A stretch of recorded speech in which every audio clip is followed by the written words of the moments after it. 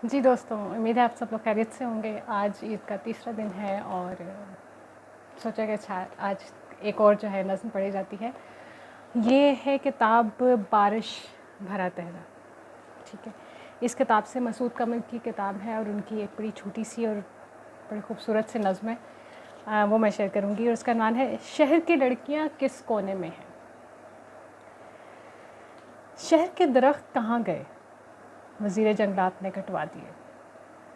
शहर के बागात कहाँ गए, वज़ीर तामीरात ने उनमें पलाज़े उगा दिए। शहर के स्कूल कहाँ गए, वज़ीर जेल ने उनमें बैरकें बनवा दी।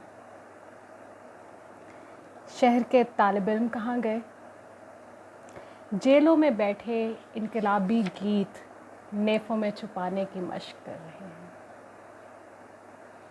शहर के मुजरिम कहाँ गए, इक़्तिदार के ऐवानों की रौनक बने।